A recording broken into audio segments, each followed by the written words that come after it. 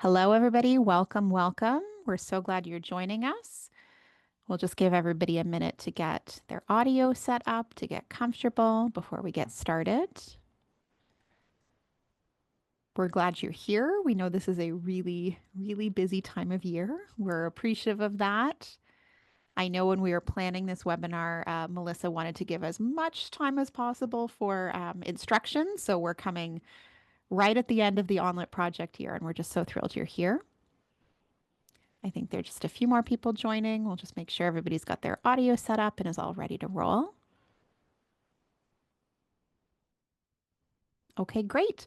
Well, I'll get started and I'll just welcome everybody to the third part of our series on grade one planning with the wonderful Melissa Monette Smith, who does such a lovely job at highlighting the data sources that she has from for her classroom instruction and sort of that process that she navigates in terms of understanding those data and how she translates that into instruction. So with that, Melissa, I don't think there's anything else you need from me. I will pass it over to you and the time is yours. Thank you. Well, before we get going, we do want to begin in a good way with our land acknowledgement. And we acknowledge that ONLIT's work takes place on traditional Indigenous territories. We acknowledge that there are 46 treaties and other agreements that cover the territory now called Ontario. We are thankful to be able to work on this land, and we are thankful to First Nations, Métis, and Inuit people for their care for and teachings about the earth. This acknowledgement reminds us of our responsibilities to our relationships and to the ancestral lands on which we learn, work, and live. Well, thank you so much for joining us on this, the eve of the 20th day of school left, if you're counting. I'm not that I'm counting. This is our agenda for tonight. We are going to be reviewing my classroom context, talking about where I left off with you, and looking at the progress monitoring I did with Acadians, and then looking at that end of year universal screening. We're also going to look at my top 5 instructional moves that I really felt made a difference this year, and hopefully have time for some questions.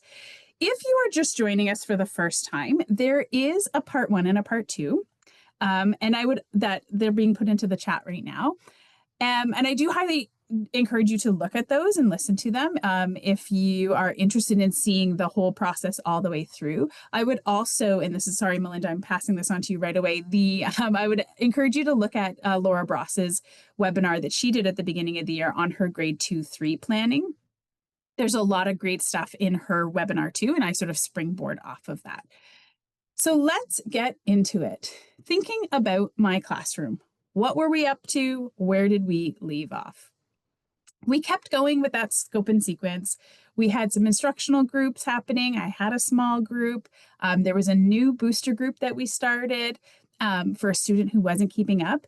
And we were able to continue on with those, looking at our grapheme and phoneme correspondences and working at those multisyllabic words. We continued on with our Ready for Reading program, which I'll review in a little bit, as well as our daily pen, but we did change it a little bit. I showed you this in our last time that we were together, where I looked at my beginning of the year data as well as my diagnostic data, and that helped me to form some priority groups. And given the way that my day was set up, I had a couple of ways that I could support these groups.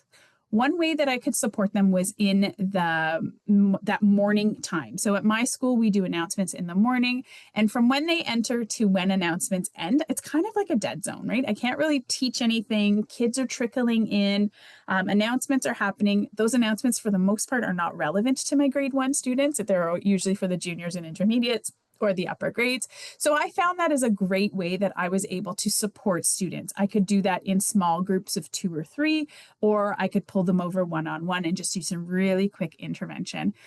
I also used my time during my instructional block to really support a specific group of students also. And you can see here that my screener and my diagnostic data was letting me know that they needed help at the beginning of the year with decoding, encoding, at the CVC and digraph level, as well as segmenting some longer words when we're talking about phoneme segmentation, and then reading those whole words. So that's really what we were focusing on right up until we did that middle of the year. So in part 2, we talked about my middle of the year data. And when I looked at the way that that data was informing my instruction, I could see that we needed to really look at my high frequency words. They were coming along. The encoding was coming along. I was really happy about that.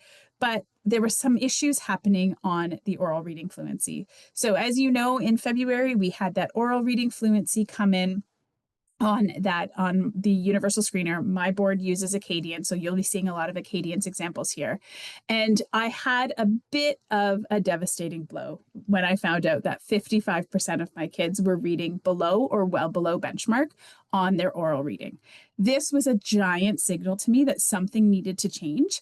Because it was such a large percentage, I really needed to look at my tier 1. That would be my whole group instruction. So you can see here that I still wanted to support during that connected practice time, so that small group learning time. I still wanted to support during soft entry, but I really needed to look at my instructional practice for whole group, and I needed to increase the time in text.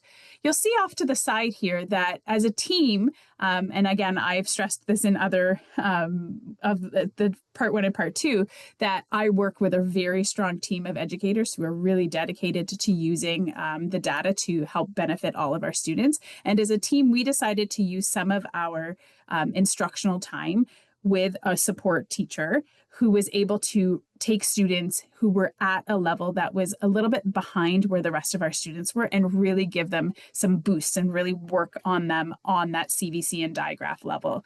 So that is something that we added in after February. And then we also talked about adding in a grade 1 reading club. So this fell on me. I am not a teacher who has, how do I say this in a positive way now that I'm writing report cards? I am learning how to use my skills in physical activities such as gym and sports. That didn't come out right. I'm not really good at sports. These are not things that I can do. I am not able to support my school with sports or clubs that way. It's just not a strength that I have. But I do like reading, and I do like helping kids learn how to read. And so what we decided to do is have a grade 1 reading club. And the way that this worked is that I was meeting with a group of students a couple times a week. Now, this did not pan out the way that I planned. There's a lot that I learned from this. Our group was way too big. We weren't getting specific enough with the criteria for who we needed in that group. And then, as many of you know, I have been dealing with the aftermath of a concussion that I suffered last year. And I underestimated how much I actually needed that recess time to recuperate in between each learning block. And so it was really hard for me to work with those students. And I say that not as an excuse, but as like a reality. Like these are the things that we are really dealing with as teachers. And sometimes our plans don't go the way that we want. And that's okay. We learned a lot as a team about how we were going to support these students. And next year, when we do it again, we'll be able to make better choices about who is coming to this club, how the club is running, how often we are doing it. Definitely doing it over those yuckier months when it is cold outside and kids don't want to go outside compared to when spring is happening and all the kids want to be outside.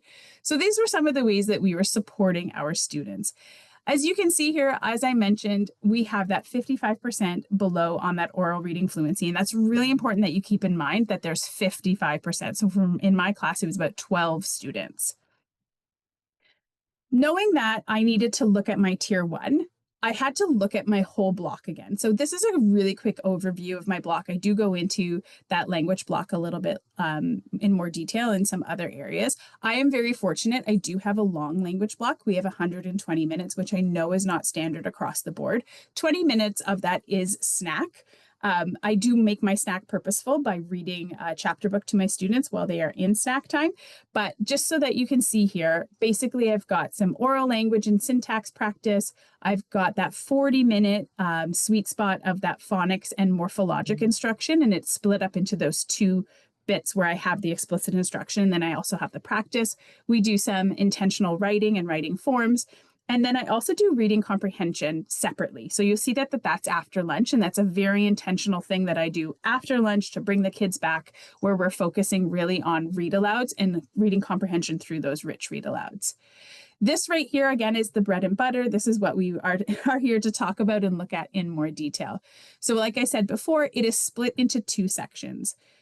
The first part is that explicit instruction, and this really does take about 20 minutes. If you are new to structured literacy, if you have just started using a program like UFly, and their programs are telling you that this is like a 20 to 30-minute thing and it's taking you 45 minutes, I promise it gets easier. I am Morgan Gillingham trained, and I was promised that the routine that I would be using would be like an 8-minute routine. And for the first 2 weeks that I used it, I swear to you, it was like 45 minutes. And I was like, I'm doing something wrong. But I have gotten it down to a very quick, a very peppy 20 minutes. It's very intensive.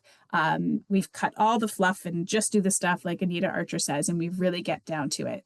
So you can see here that we are looking at that new concept or reviewing that concept depending on the day. And that I'm using a scope and sequence. I'm not just doing this willy-nilly of like, oh, this week I feel like doing that. I am following a very detailed plan. We use that 3-part routine. Again, if you are using UFly, this little schedule across the bottom, you would just replace with the day 1, day 2 from UFly. It does the exact same thing. You can see that I've bolded here multisyllabic words. That was something that I knew we really needed to focus on because that was the difference between what was happening in the decodables and what's happening in more authentic text is the presence of multisyllabic words. We also really amped up our partner reading, and we also did a lot of repeated reading. So you'll see there I did that on an individual basis. That's where I was reading with kids the same text for 1 minute at a time, correcting after each minute and going back and rereading the text as well. You can see here the basic schedule. On Mondays, Wednesdays, and Fridays, we are focusing more on phonics. And then on Tuesdays and Thursdays, we are focusing more on those high frequency words as well as our morphology. So this was that 20 minutes at the beginning where we are doing that intentional instruction, and that is directly followed by connected practice. So this connected practice I'm using instead of the term small group, and you'll see that why in a moment. But really what's happening here is I am directly practicing, the students are directly practicing what I just went out of my way to teach them. And so a lot of these practices stayed the same. We were doing some decoding practice, encoding practice, again, looking at those multisyllabic words. We were reading on fluency grids. We were doing those partner readings, all things we'd been doing. I included some comprehension questions now where they were answering very basic questions on the decodable that they had in their little packages that I make for them for the concept of that week. And we continued on with this. On Friday, we still had that assessment, the progress monitoring that I talk about in part 2 a lot, and that I'll show you again in a moment. But this is pretty much what we just kept on doing. And this system really worked. I've been sharing this system and my 20 minutes of instruction and my 20 minutes of practice with a lot of people. And I get this question a lot. Why didn't I use literacy centers? Now, I'm not here to knock literacy centers. I'm not here to tell you that they're wrong or they're bad, but I'm trying to hopefully get you to think about if you're looking for a reason not to do them, maybe they're not working for you as the adult in the room, that maybe you're looking for that permission. I'm about to give it to you. So again, looking at my little data people here, 54% were below or well below benchmark. So what that means is that, 12 students in my class were not independently accessing grade level text without support. And so when we think about literacy centers and we think about those small groups, we're thinking about usually that ability grouping, right? We're putting kids together that have similar skills. So what would that look like? Okay, so I'd have this group, right? They're able to read. They're doing well on their own. They're reading well above the benchmark. Same here. I do have a couple students here who need, they're at benchmark. Remember that benchmark is the lowest level of okay. It doesn't necessarily mean excelling. Now we're moving into some problems area here. I was able to reduce the number of kids in the group, which is always helpful if you have students who are not where you exactly want them to be. But now I have this group, and I've also got this group. And I'm hoping you're starting to see the problem here with the data, what my data is, and small group work. Now, I don't use literacy centers. I have not used them for a very long time. So when I was trying to think of what teachers might do in literacy centers. I did think back to my days as a junior teacher and what the things that I had them do. And I always had that teacher group, and then I had the group where they were reading to themselves. Then I had a group where they were reading with each other. And then I had a group that was doing some reading response. And then I had that technology group, mostly because I just didn't want to plan another group. So I was like, you get to play on the iPads that day. And let's see what that would look like with the groups that I have. Okay, so this group totally makes sense, right? I'm able to work with my neediest students. The next group is also needy, but now they're reading to themselves, which I've already determined they can't really do yet. This group is reading to each other, and none of them are fluent readers, so I'm not really sure what they're listening to. This group's doing some reading response. That's working well for them. And then this group's on iPads. Wonderful. Okay, those two groups I can understand. But what does the rest of the week look like? So I've only planned 4 days here. And part of that is because I know on Friday I want to do my progress monitoring, so I don't really have time for literacy centers. And I hope what you're seeing here is that I have these groups that are just kind of on their own. I'm busy with these groups, but I'm not even really able to reach one of these groups. Let's try and see what happens if I change to the skill-based. So I know that in my literacy centers, when I'm working with them in my daily work, we do literacy centers, but we do them as a whole class. I have decoding, encoding, fluency, and multisyllabic. So even here, when you see me change to more evidence-based, skill-based needs, I still have these groups here that are on their own when I'm supporting another group. These kids are not able to access these tasks on their own. And if you're sitting there thinking, okay, but what if you just differentiate the task? Absolutely, 100%. That is what we should be doing. But now I'm differentiating 4 tasks over 4 days, and it just feels like a lot more work than I'm capable of doing at this time. When we get to this 4th day, all of my most neediest kids are on their own. And when I think about the 54% of my kids who need my support almost all the time, it just did not make sense to me to put them into small groups that they were rotating through on a weekly basis, because I couldn't keep tabs on what they were and were not doing. I really like this quote here. Studies report that kids are less likely to be engaged in learning when working on their own. And amount of seat work has been found to be negatively related to learning. Now, this comes from a Timothy Shanahan article where he's quoting these different people. But I really want to thank Melanie from Soar with Dyslexia. She actually posted this exact quote on her Instagram this week. And I was like, that's exactly what I needed. So thank you to her. She goes on to actually show this other quote from Timothy Shanahan's blog as well. That one study even reported that the best readers did reasonably well with seat work and other independent activities, but lower readers learned substantially less from such activities.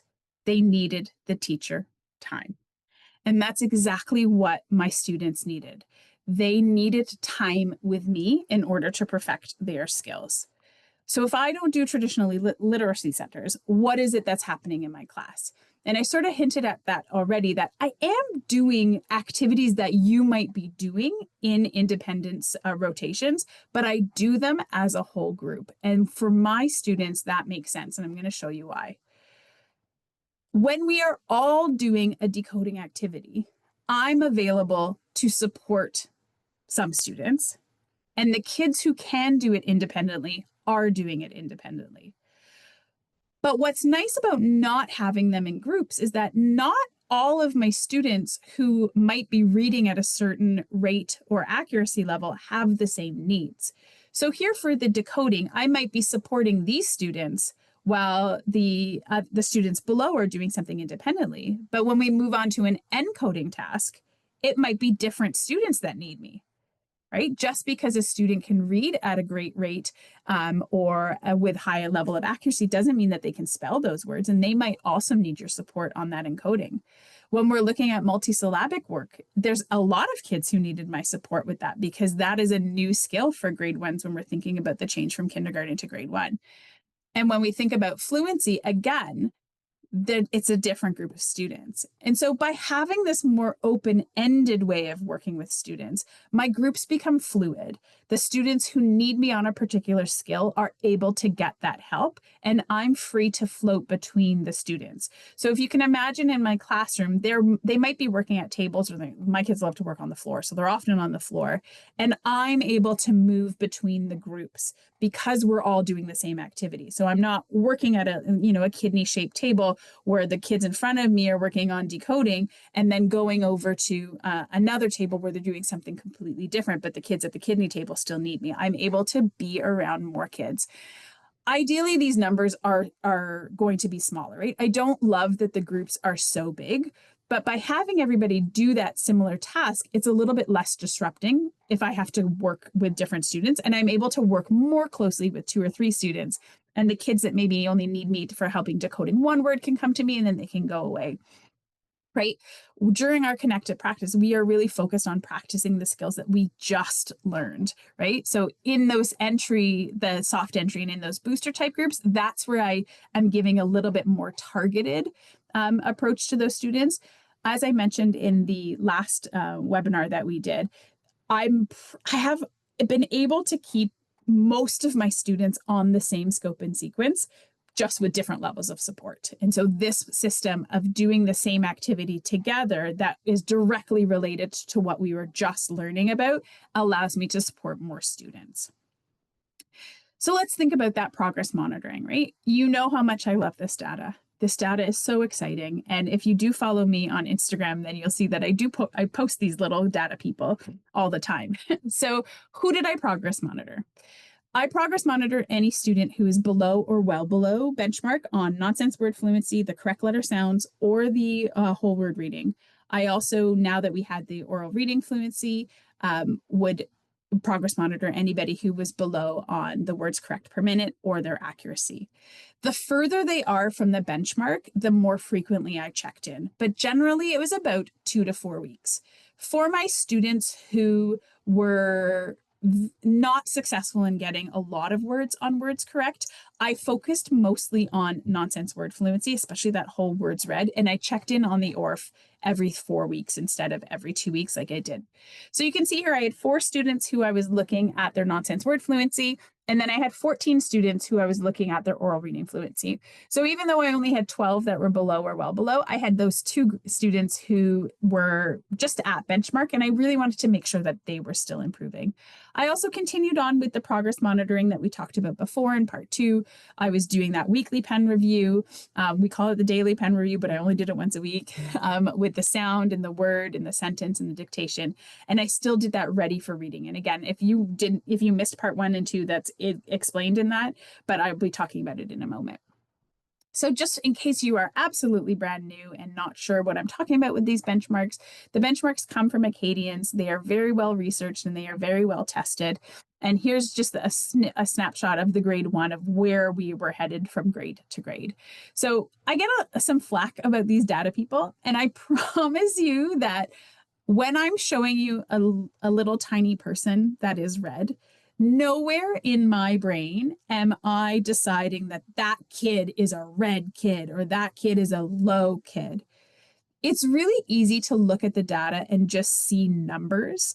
And I really wanted to humanize that because reading is so important. And so when I see a kid that is red or yellow, that's a signal to me to work as hard as I can for that student and with that student. I'm not labeling them. I'm not streaming them. I am highlighting a need that they have and an intention to do something about it. So let's look at some of my progress monitoring results. So these scores are, you're looking at the February to May. So it's about 14 weeks, but March break is also in there. And so you can see on that first column there, the middle of year, so that would have been February, that middle of year benchmark, the correct letter sounds. The next column over is after progress monitoring. And you can see the number of weeks of intervention it took to get them to that stage. And so for all 4 of these students, what you're seeing here is some growth, right? So we go from 20 to 33, 50 to 56, 30 to 40, 37 to 57. Like we see some great growth there. A lot of great growth on that whole word reading as well. where, no words whatsoever to 6 words, right? That's a huge change from 7 to 14, 1 to 9, 7 to 9. And you can see the average number of weeks it took to get those students to move that fast. Same thing here, but we're looking at that oral reading fluency. We're looking first at the difference between the middle of the year words correct per minute to the progress monitoring. All of these students were a 14-week interval to get them to there, but you can see a lot of reds and yellows moving into the greens and the blues. Huge gains across the board. Super, super proud of these kids and how hard they've worked. One thing that is important to note, though, is that growth is rarely a straight line upwards. Here's an example of what I mean, right? You can see an upward trend. This is the oral reading fluency words correct per minute, but it was by no means a direct line from 10 to 31. There was a little bit of movement from up and down, and there was but a general upwards trend. Did we reach our final goal? Nope, but we moved towards it.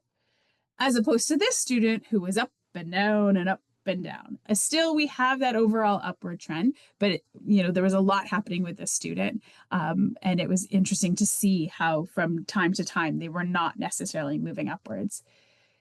Here again, we have an accuracy. So looking at our accuracy, this one is all over the map, and this one's a little bit more linear.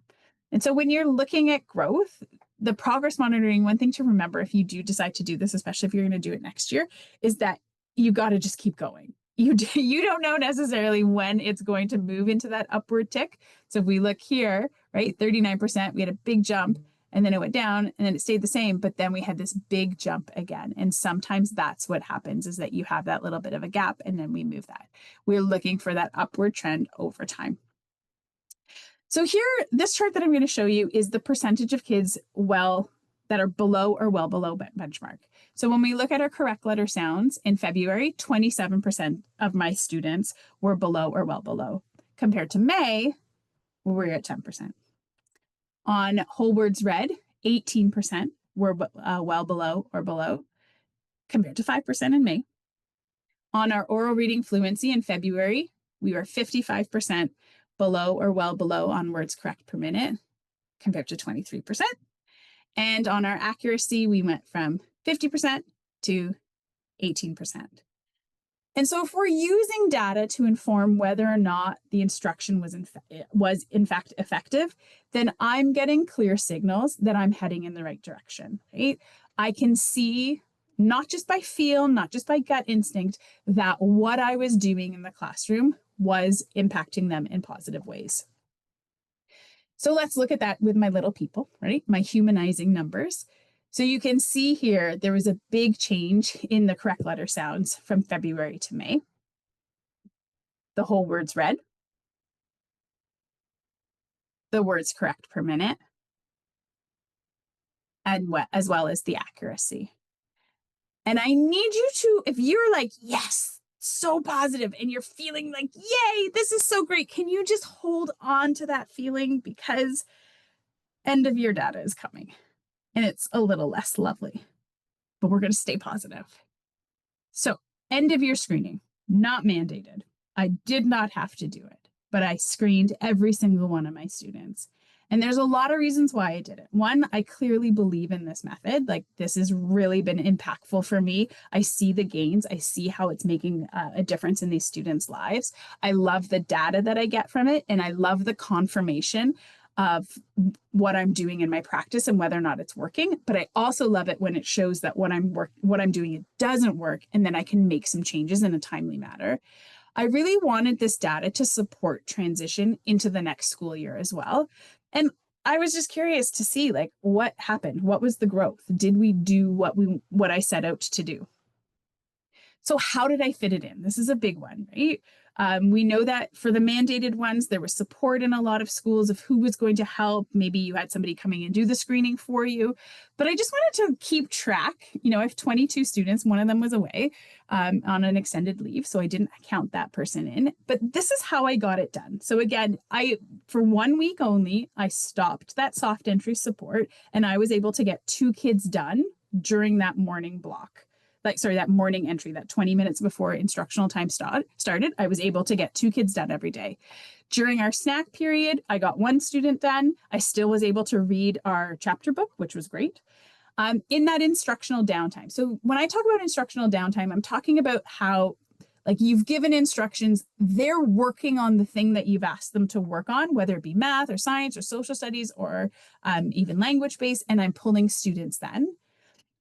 There was some very careful or conscientious booking of the computers for one of those lessons where they were practicing some of their computer skills and I could pull them over. And then you can see here that I did do 4 on my prep. And I am not sitting here saying you need to use your prep. As you can see, it was only 4 kids. And those were very strategic 4 kids who did not like reading anywhere near other students who were particularly quiet. So I did need a quiet space to work with them.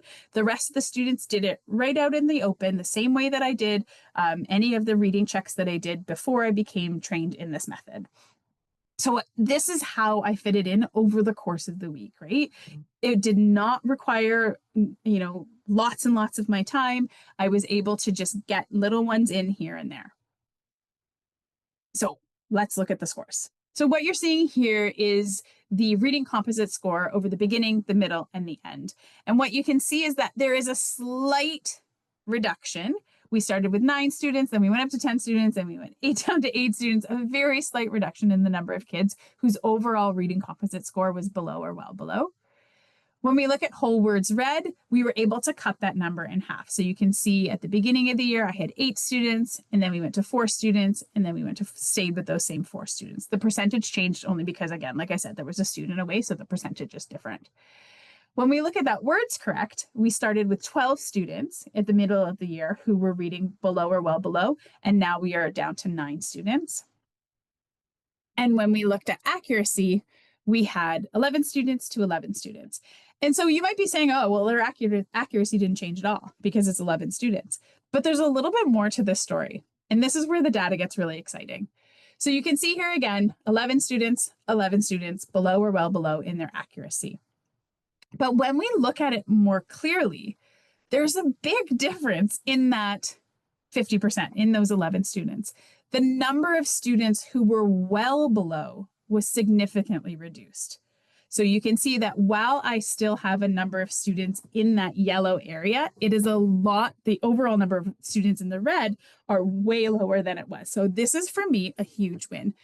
I would also like to point out, I had 2 kids who normally read at or above benchmark who skipped multiple lines on more than one of the benchmarks. And so that really impacted their accuracy score. So if I were to redo this, I do think that it would be even, the number would be even lower because of those students who did skip so many lines. And so those, again, for those students who did skip those lines, that is an important thing for me to know. And I'm able to address that and remind them after the fact.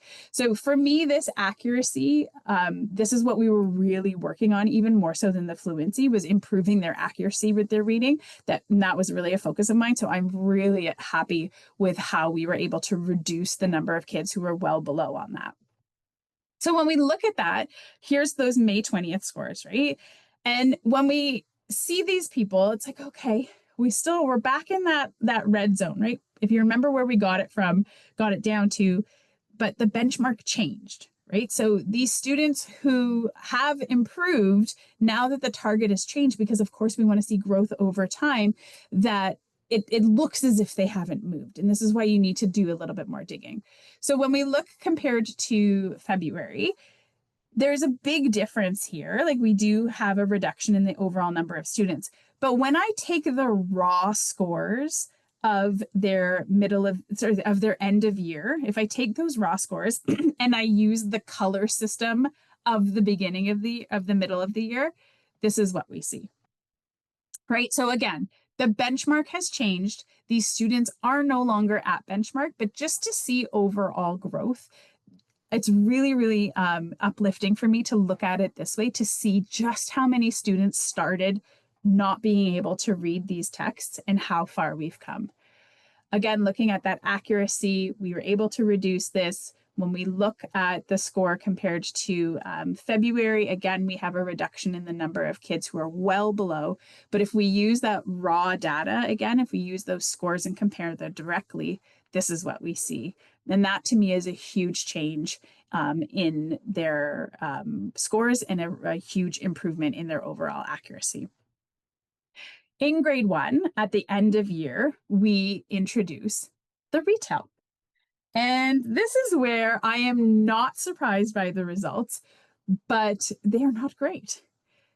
When we look at this, the number of students who were not able to retell the story back to me was a little bit astounding. And so we do comprehension all the time. But the way that we do comprehension is a lot more call and answer, which I think is developmentally appropriate for grade 1. We are doing a lot of dialogic reading. We do a lot of, if you know the book Strive for 5, where we're doing a lot of scaffolding of questions and comprehension. So there's a lot of back and forth. And so when I looked at these students, if they were stalling out, right? If you were saying now, the script of now tell me everything you remember about the story. And they just sort of looked at me like boats, fish, market. If they sort of stalled out, I then started to ask them questions. I did not record their answers. The answers that you're seeing here, the scores that you're seeing here are what they came up with themselves. But for my own peace of mind, if I could tell that that part of the test was over, I was curious to see if they knew what was happening in the story. And for the vast majority, they did. So you'll see here there's a question mark, and the question mark there is because if you're noticing that all my other scores had 11 and now I only have I had 21 and now I have 20 kids. That's because I forgot to do one.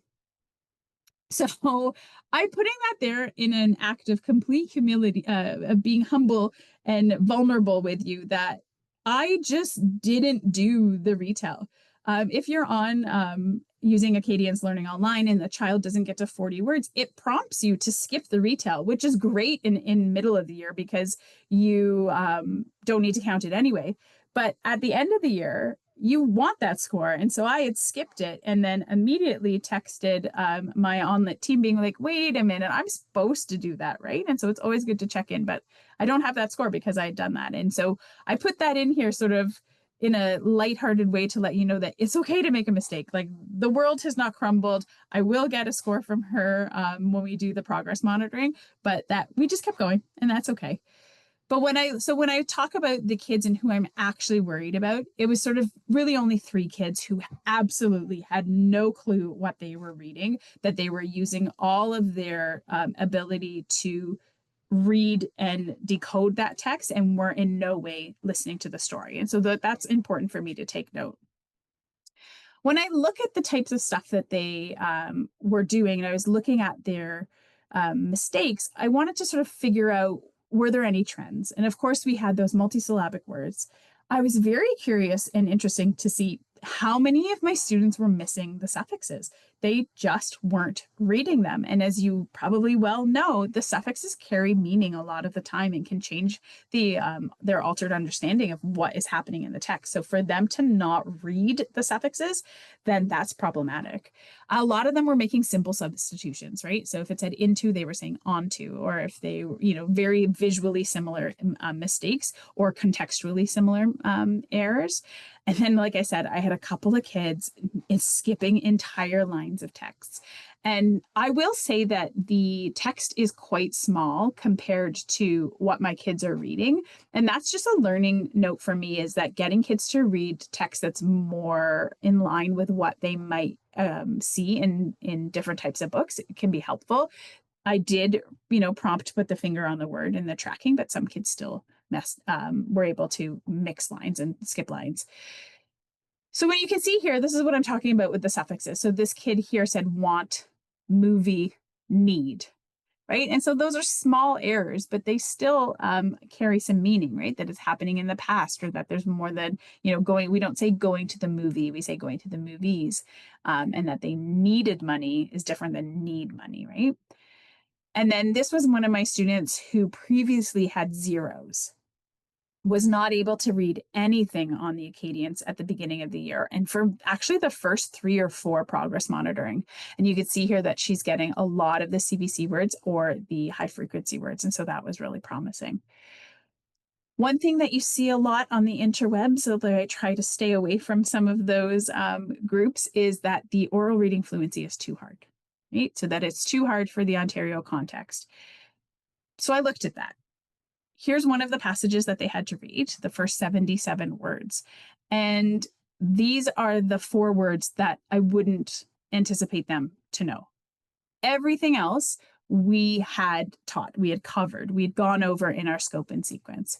When we look at the second reading, there were no words that we didn't know, right? They had learned all of these high frequency words and all of these phonics concepts. Same with this one. Now, you could argue that with the going to market, they did lack a lot of the background knowledge about living on an island. But again, when we're talking about just purely decoding, there was only 3 concepts they didn't know. So for me, no, the ORF absolutely was not too hard. And that had to do with the robust scope and sequence that we were following that I'll be talking about in a little bit. So this is the data, like just purely numbers. And I don't expect you to look at them or make sense of them, but I wanted to show you visually again what was happening. So when we look at this data from beginning, middle, and end of year across the nonsense word fluency and the oral reading fluency, these are the students who made gains from start to finish. So they ended up further ahead of where they began, regardless of whether or not their final score was at benchmark or not. This is almost every kid in my class.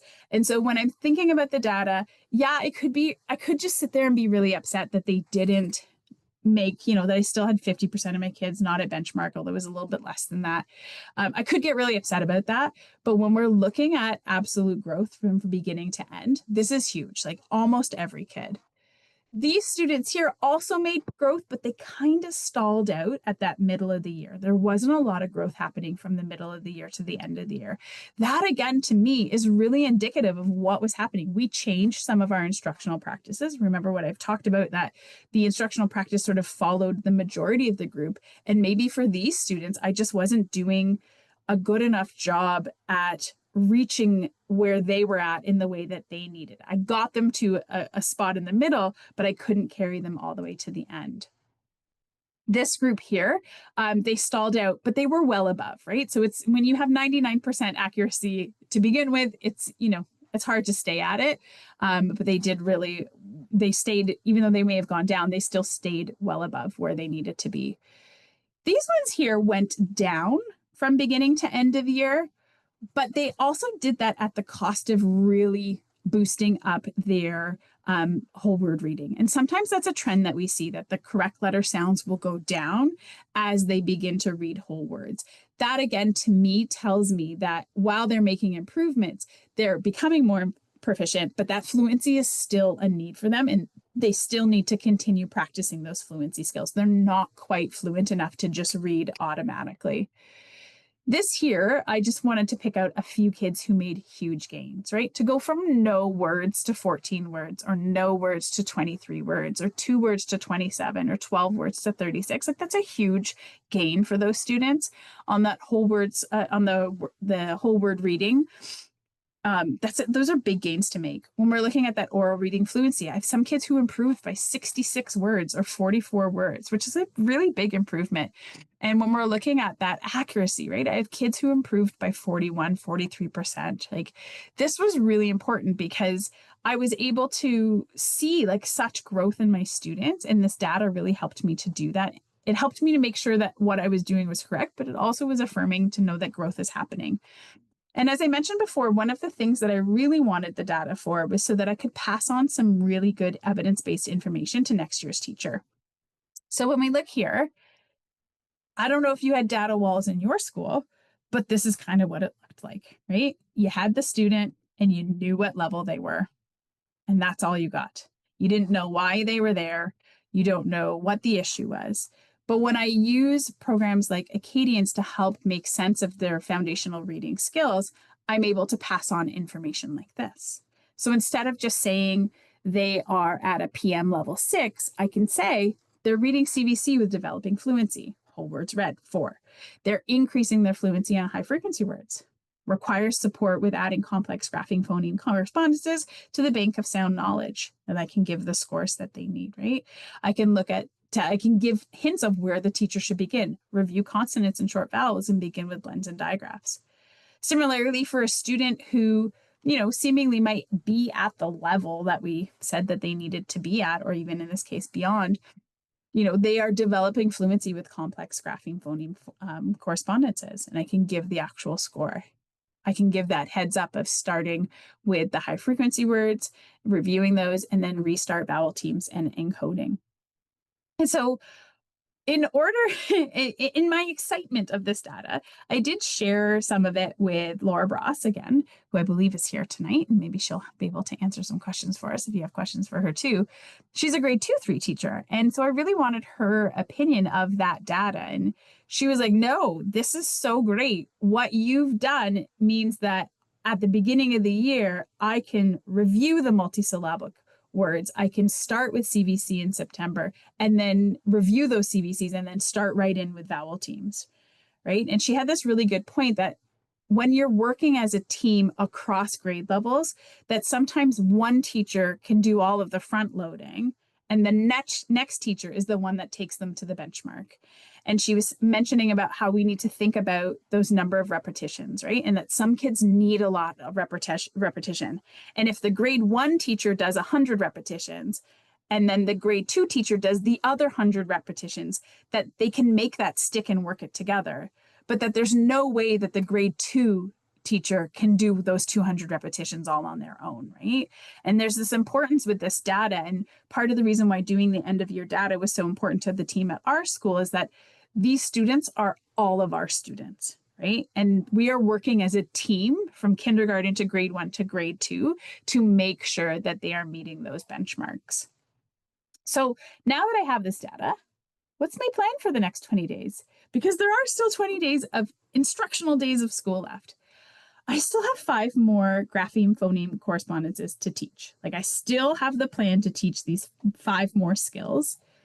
I'm going to keep going with the multisyllabic words. I'm seeing a lot of growth there, the automaticity and the accuracy with them being able to read it. And because these words also often carry meaning, it's going to help with their comprehension.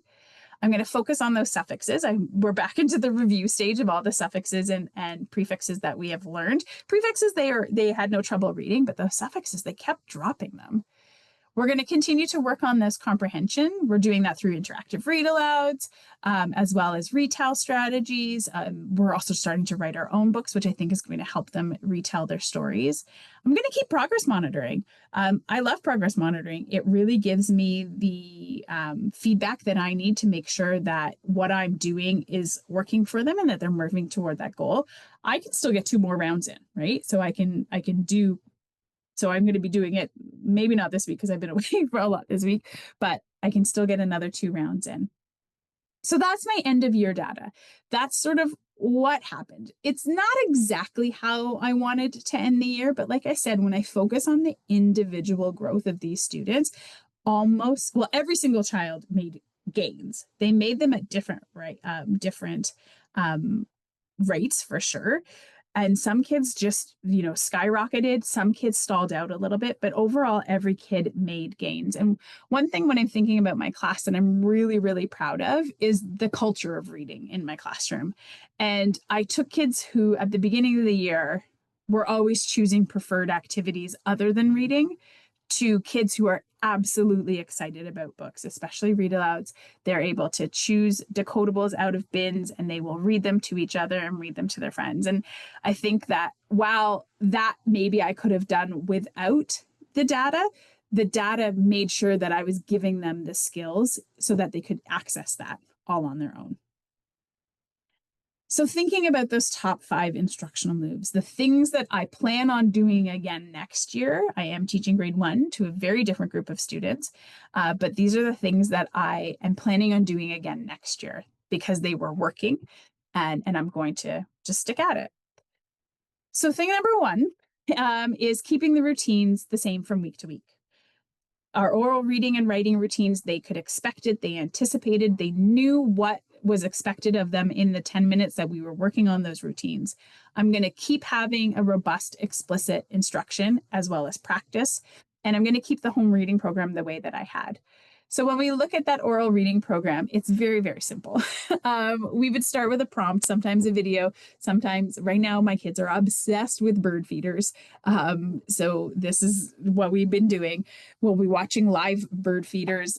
Sometimes we watch pre-recorded ones. And depending on what comes on the screen are the words that we are practicing. Sometimes we are doing full sentences. Sometimes we're doing just words. Sometimes you can see here that we are also practicing our morphemes, right? So there was one fly. Now we have 3 flies. Like, how do we change those things? You can see here, if you recognize that sheep there, that's from a program called WordWall. It is a free resource. You can also pay for a subscription, but it's a great way to make phonics fun and engaging, and have all students participating. So those are things that I'm going to keep doing.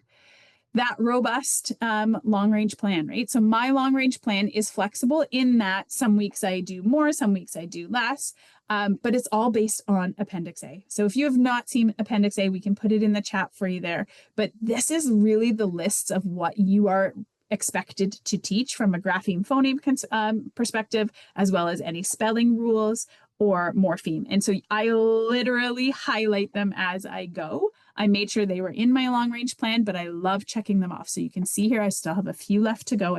These are pictures that I took from this morning to make sure that they were up to date. And I do have about 5 left or so.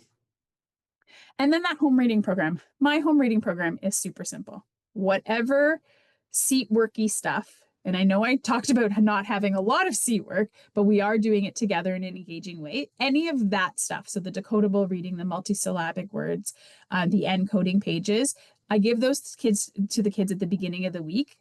Then on the end of the week, they go home. Next, so that means that they're really reviewing them twice. So they're doing it in the class with me, and then the next week they're able to do it independently at home. So the black folder is the one that they have in the classroom. You can see there's a decodable on one side. Again, they're self-selecting decodables at this point because I am very privileged to have a lot of them in my classroom. So they choose the ones that are interested to them.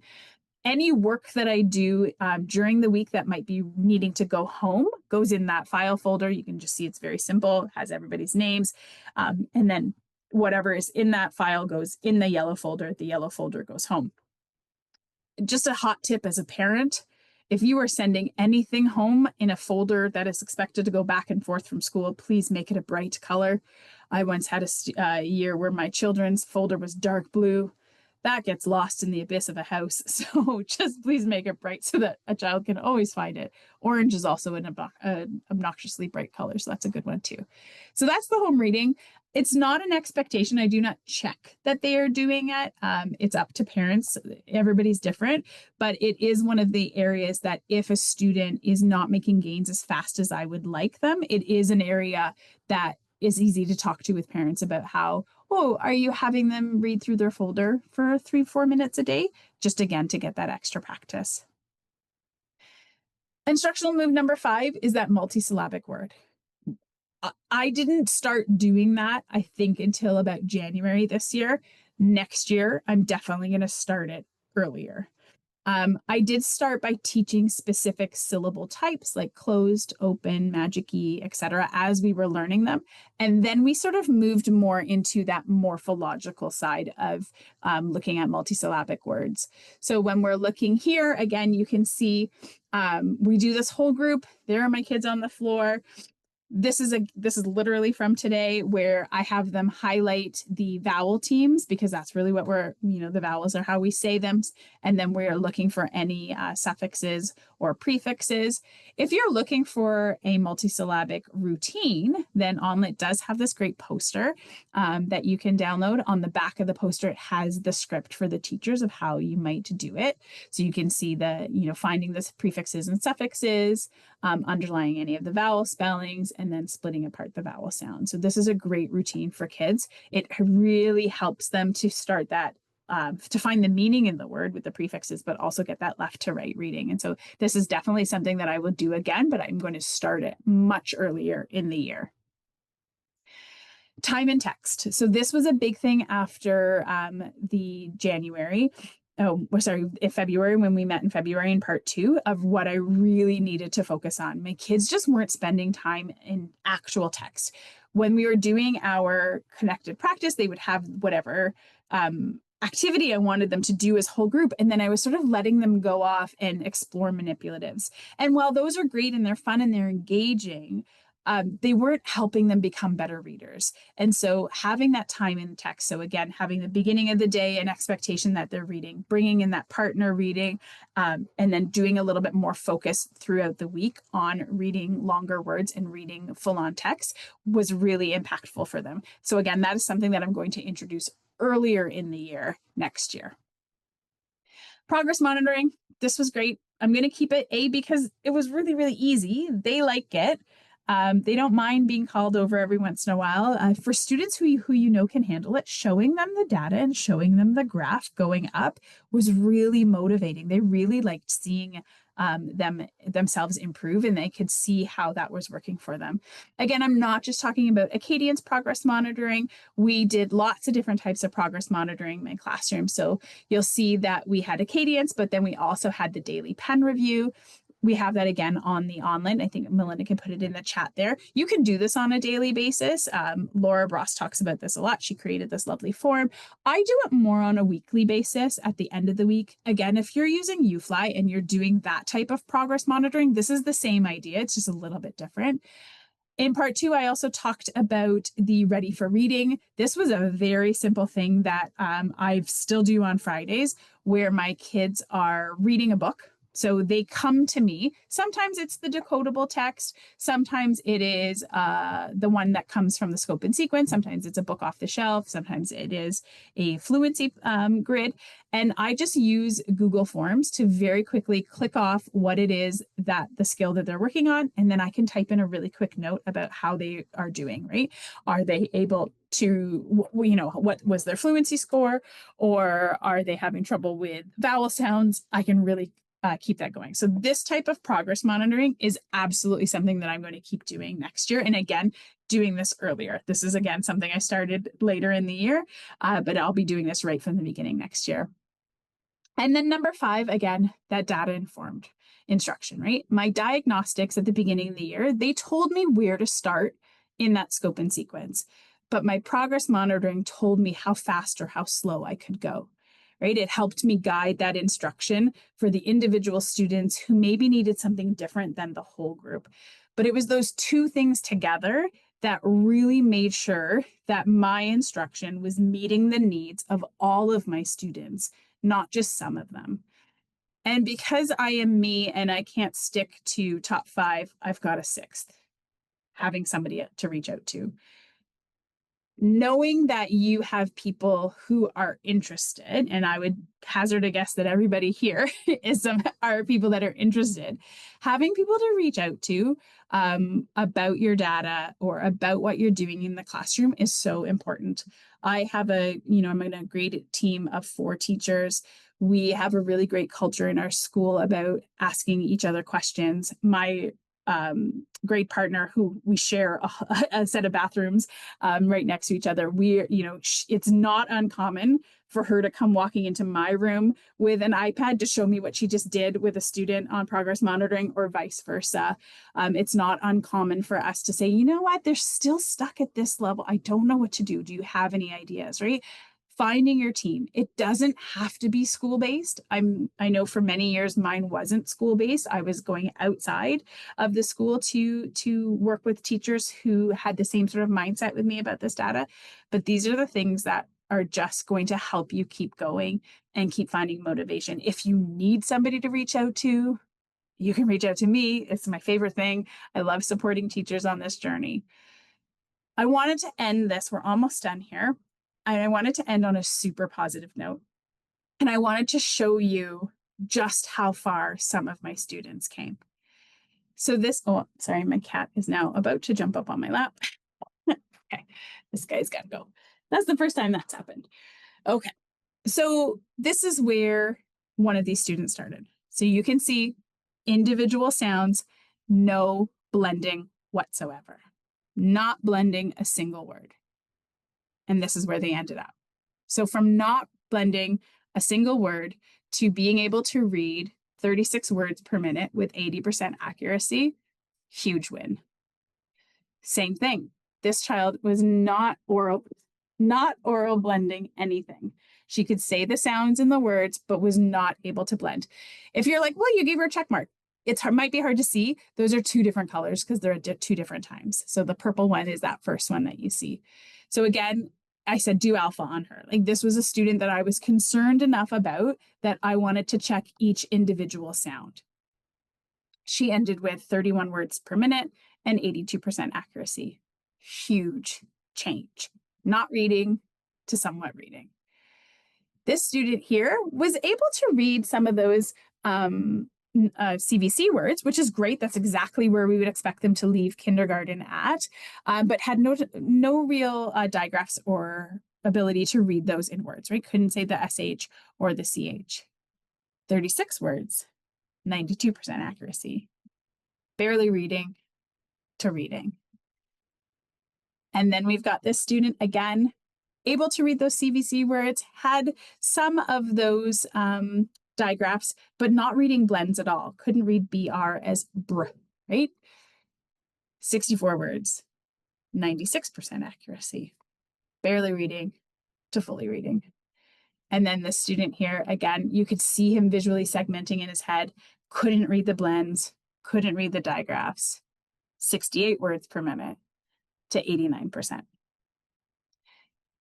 This is huge. These are kids who came to me exactly where we needed them, some a little bit behind. And through that dedication and through using a robust scope and sequence and structured literacy and all of the things that we've been learning through ONlit this year on the various different webinars that you have, these kids are now readers. When you're working on something that's so critical to a life, a child's life, belief systems don't cut it. Evidence cuts it. And that comes from Dr. Reed Lyon, who is the closing speaker at the IDA conference this year. And I think if there's anything I've learned this year about using data to inform my instruction, it's that I can't just go on what I think. I need to go on what I see and what I've learned.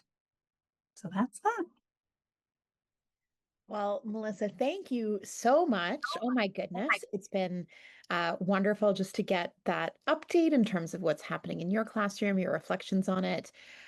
There are some questions that that have been coming into the chat. If you have anything that you'd like Melissa to answer specifically, pop it in now.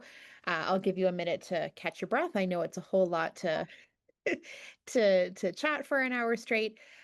When you get a moment, there was a question about what, other than Acadience, are there other forms of progress monitoring you use, or sort of what does that look like across the year?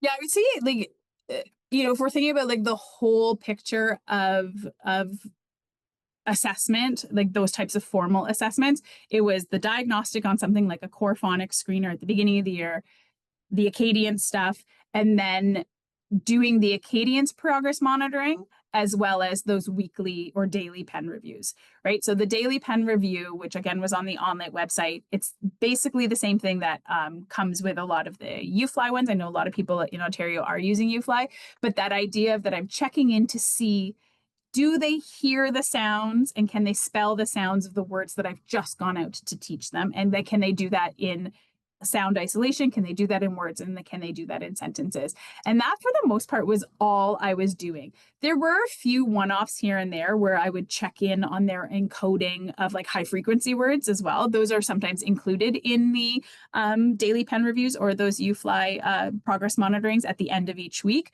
But I would sometimes check in those formally as well. Awesome.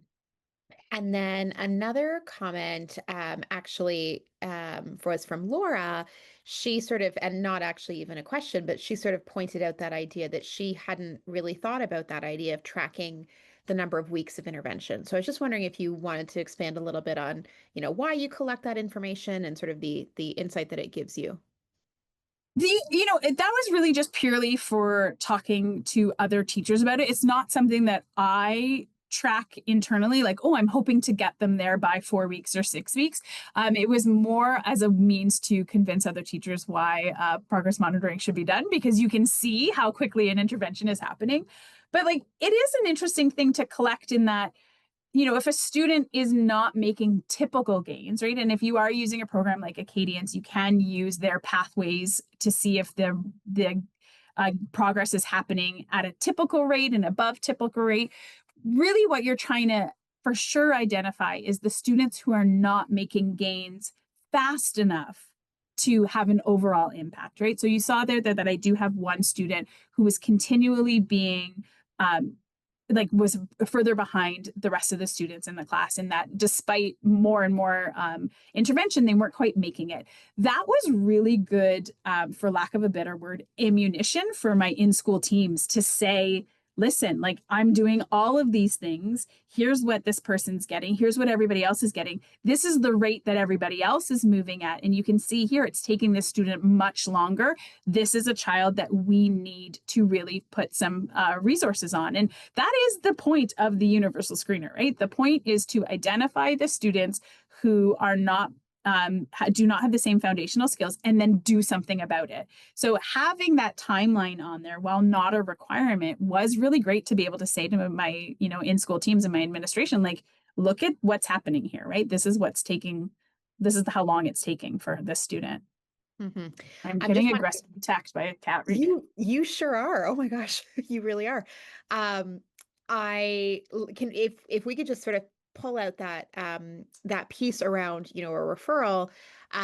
You know, there is a question in the chat about, I know you did have that schedule in terms of here's where you can add additional instructional minutes, like thinking about your soft entry, thinking about Yeah. snack. Is that something where, you know, I think you spoke about the importance of sort of finding those additional minutes in there. Is there, you know, the question is, when do you find small bits of time to catch a student up, or do you rely on the booster groups to provide that tier two? And I'm just wondering if you could also unpack, you know, do any of your students get resource, or do they get additional support that is not then serviced by you? It's really just that one student, and that one student is being supported. It would be like a resource model, or that booster model. Unfortunately, it's actually happening at the same time as my tier one instruction, so it is a replacement program. But for this particular student, the skill difference had grown to the point where the rest of the group of the class was really truly ready for those complex vowel teams, diphthongs, all of those things. And this student was still very firmly consolidating CVC words. And so we made, you know, we held on as long as we could with just like differentiate instruction of that she was getting what she needed, as well as that whole group instruction. But we just sort of made a group as a team, because there was about 4 students across the 4 groups that were having that very similar profile of needing still some consolidation at CVC words, whereas everybody else had moved past that. We were like, well, let's try this and see what happens. And it was about 6 weeks after we tried that she went from 0 words to 4 words to 6 words to 7 words, right? So for us, we did get that confirmation that this small group learning was exactly what she needed, and how this is where we were going to see the best results for her, right? We didn't jump to that. We moved towards that over time. So Melissa, you are always a delight. It is always the most wonderful thing. I always love this little window into what your days look like and what, you know, that looks like for your students. And I know in the chat, I hope you have a minute to go. Well, I'll save it for Yeah. you so you can go back Okay, and perfect. the lovely things. But it's just so wonderful to hear everything that's happening. I will say, so thank you for that. And I will say to everybody who's joining us, that we really appreciate you joining us today. So thank you so much, everybody, and have a wonderful evening. Thank you.